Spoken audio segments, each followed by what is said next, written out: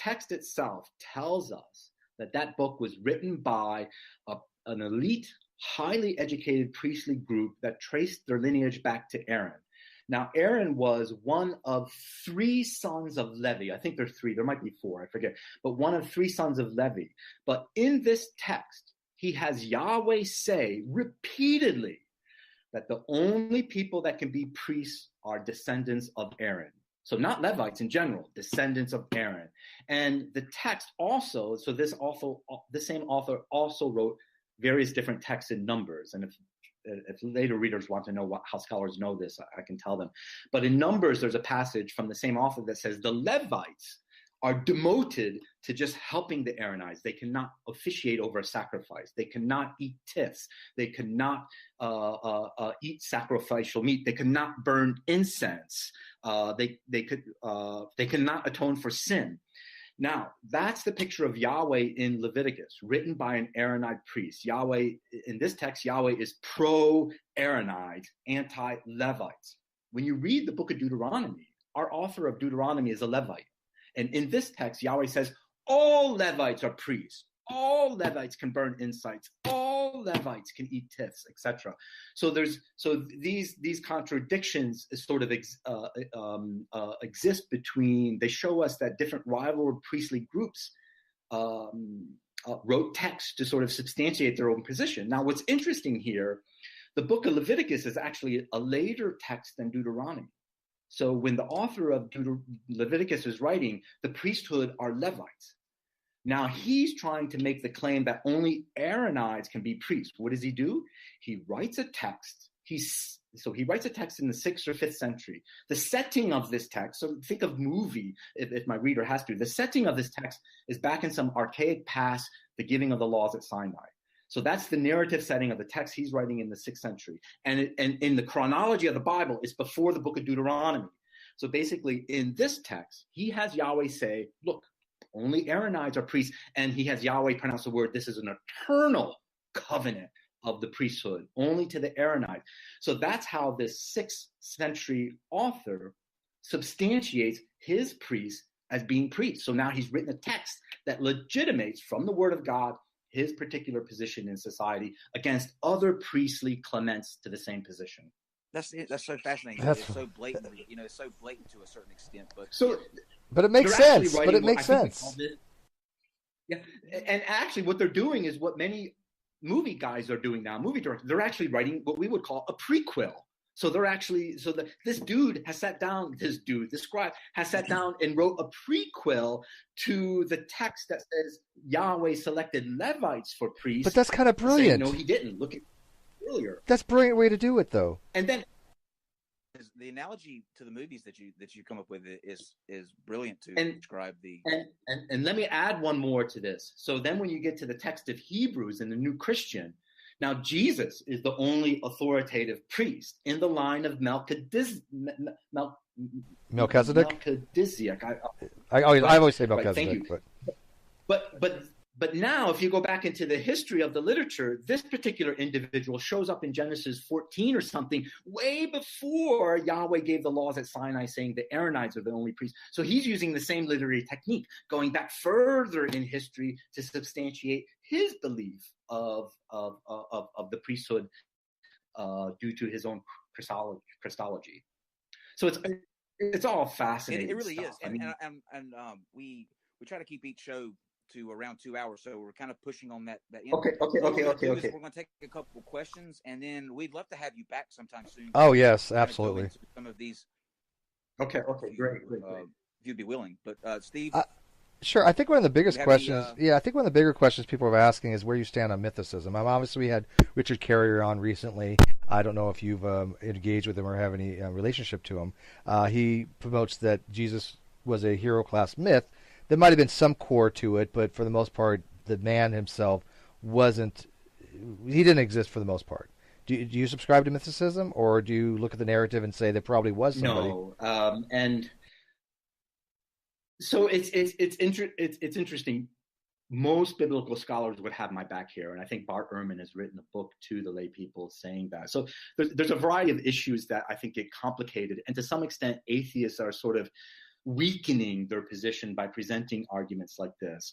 On the one hand, Steve, we have a culture where 99% of the people that lived 3,000 years ago, you can't Google them. We don't know anything about them. So it would not be anything significant if there was a character that existed and he was never mentioned by a historian. That happens to 99% of the people. Another issue, and I think this is the main issue of confusion. Now, most biblical scholars, and there is some debate on this, so to be honest, but most biblical scholars are comfortable saying the portrait of Jesus in the Gospels is a literary or theological creation. That I'm comfortable, so I subscribe to this. I'm comfortable saying that Jesus exists historically. Can I pinpoint him down by a historian or something? No. This is just the problem of ancient history in general. I can't do that with 99% of the people. But what I can do, based on the textual contradictions, mostly in the Gospels, is say that each Gospel writer was creating an image of Jesus to suit their particular needs and audience. So the portrait of Jesus in the Gospels may be completely fiction, or you might want to put a percentage tag on that. So I think there's some confusion between the Jesus of the Gospel not being historical and the other side, Jesus not being historical at all. I definitely kind of agree. Yeah, I did, and I stand for kind of that position as well. I don't think it's really of critical importance how much if there was a person that existed went by that name, as opposed to what story was narrated about him well after the fact by multiple different authors. Because I find that to be a lot more of interest to me, whether he existed or not. But of course, the existence of Jesus as a man is obviously a prerequisite for the Christian faith. And if that man did not exist, then obviously Christianity fails as a whole, right? So there is that to be said from Stephen, there. You're breaking up a little bit there. Yeah, Steve, your mic's breaking up. I'll refresh the Hangout. Let me ask this question while we wait on him to refresh. Are there? You hear accounts in similar religions, going back to Egypt and like horse nose. Are there any earlier versions of the versions that we get Bible, like in the Old Testament? Are there any that are kind of similar or existed prior to the Bible itself? Again, this is scholarship that I haven't been close to in a while, but the theme of Jesus in the tomb for 3 days is certainly a theme that you find in the Old Testament as well as other cultures. The moon disappears for 3 days, so this idea of a 3-day absence or something, or 3 day, just the number 3 becomes significant there. So that's certainly something that has a predecessors to it as well. But really, maybe what we might do, Kyle, is table the whole Christian conversation and Jesus for another conversation. I think a good thing, because I know myself, I have written down on my notebook several questions while we've been going along. So this is a good stopping point, I think, and we can I can get these questions together in a more right way. And also, audience, if you will, too. Keep those, and we'll table, like you said, this discussion so we can zero in on some certain things, and then you can bring your questions in, and we'll have kind of more time devoted to that. Well, Kyle, if your audience wanted to ask me questions about what we were just talking about, contradictions and stuff, I'd be I have the time to answer them now. I'm just thinking the Jesus stuff is a whole nother package that we'd have to. Well, the ones that we're getting aren't. They're more towards the Christian, the okay, I see. Okay. Towards, and we got to end this in a few minutes. Okay. We appreciate. This was absolutely fascinating. It's the fastest 2 hours that we've had on this show. I think that this is something that we could talk about probably for 4 or 5 more hours continuously. But yeah. I was listening intently. I was loving this. This is so fascinating to me. It is fascinating. So we're going to have you back on at your as soon as you can. Okay, I will keep in contact with you. And again, thank you guys for giving me the opportunity to air this out. I mean, the more scholarship and knowledge of these texts that we can air out in the public, I mean, all the better. And your bio information I have in the video description. I have multiple links to multiple things that you've out there. So anything else you want to add, just let us know. We'll put the link in. But please check out his bio. Check out your book. go ahead and talk about your book real quick? Yeah. And tell everybody where they can go to get your book and check out more about you. Okay, that sounds great. Thank you guys much. Go ahead and let them know where they can find you, your website and all that. Well, my website is at contradictionsinthebible.com. I promise I'll try to get that going again. It's been several months since I've posted a post there. I actually have all the contradictions in Deuteronomy because I'm in the process of writing that book. So it's just a matter of me getting back there. So they can find me there at Amazon.com for my book as well. Awesome. Well, Dr. DiMattei, we appreciate you one more time coming out with us. Next time, we look forward to having an in-depth discussion, and this was fantastic. So thank you again. Yep. Thank you, guys. Thank you for having me. And thanks for watching all. And guys, thank you for watching, and we'll catch you tomorrow at 8 o'clock.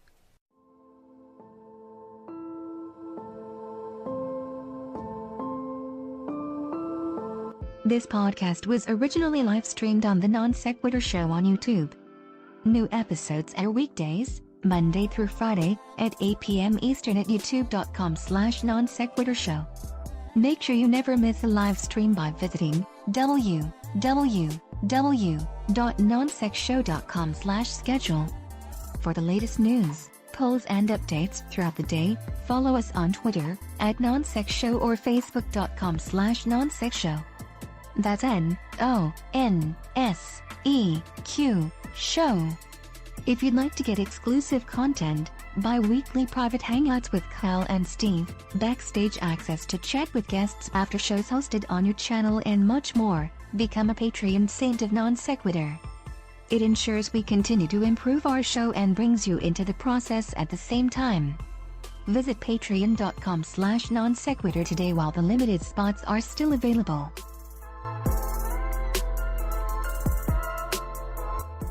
The following podcast is intended for those who believe bold ideas are righteous, unique perspectives are gospel, and strong opinions are sacred.